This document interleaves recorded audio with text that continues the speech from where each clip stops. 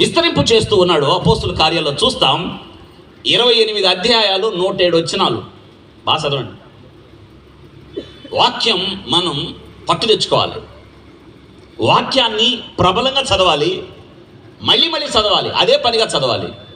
స్వచ్ఛమైన తెలుగులో పిచ్చి పట్టినట్టు చదవాలి. మీరు ఎప్పుడైతే చదువుతారో మీ పిల్లలు అలా చదువుతారు. వింటున్నారా? బైబిల్ ఎక్కువ చదువుకుంటే మా బడి చిన్నోడు సెకండ్ క్లాస్ చదివేటప్పుడు వచ్చి అంటాడు, డాడీ నీ ఎగ్జామ్స్ ఎప్పుడు అంటాడు. అంటే వాడికి నేను బైబిల్ చదవడం వాడికి ఎట్లా ఉంది, ఎగ్జామ్స్. రోజు బైబిల్ చదువుతున్నప్పుడు వాడికి చివరికి ఒక నిర్ణయం వచ్చింది. వాళ్ళ మమ్మీ చెప్పింది, ఈ కంప్లీట్ అయ్యే ఎగ్జామ్స్ కాదు, చదవాలి. అలా బైబిల్ చదవాల్సిన అవసరం ఉంది. వింటున్నారా? 1007 వచనాలు, 4 సువార్తలు, కొనసాగింపు. అద్భుతం. మత్తయి, మార్కు, లూకా, యోహాను కొనసాగింపే అపోస్తుల కార్యాలు. కొత్త నిబంధనకి ఇదొక శ్రేష్టమైన పత్రికలకు వెళ్ళబోయే ముందు కొత్త నిబంధన పునాది, ఫౌండేషన్.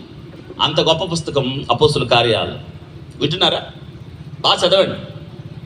అపోస్తుల కార్యాలు ఎంత బాగా చదివితే దేవుడు మీ ద్వారా కూడా ఈ చివరి దినాల్లో, ఆ దినాన సంఘం ఏ రీతిగా కొనసాగిందో, సంఘ పరిచర్య, సంఘ విస్తరణ మీ ద్వారా కూడా పరిచర్యను విస్తరింప చేయాలని దేవుడు కోరుతున్నాడు. తగిన వ్యక్తులు ఆయనకి కావలసిన అవసరం ఉంది. వింటున్నారా? అపోస్తుల కార్యాలు మీకు జ్ఞాపకం ఉందా? అపోస్తుల కార్యాలు 2వ అధ్యాయంలో ఏం జరిగింది? పరిశుద్ధాత్ముడు ఏ చేయబడ్డాడు? పంపబడ్డాడు. కాబట్టి సంఘము యొక్క పరిశుద్ధాత్మ అగ్నినాలు కలవలే. అవును, వారు శక్తిని పొందారు. అంతరంగిక శక్తి అపోస్తుల కార్యాలు 2వ అధ్యాయం చూపిస్తూ ఉంది. నేను చెప్పే మాటలు బలి మర్చిపోకూడదు. అపోస్తుల కార్యాలు 2వ అధ్యాయంలో సంఘము యొక్క అంతరంగిక జీవితం, శక్తిని పొందిన అనుభవం. ఆ శక్తిని పొందకుండా లోకంలో మనం వెళ్ళలేం కదా. శక్తి లేకుండా నీ భక్తిని ఎలా ప్రదర్శిస్తావు?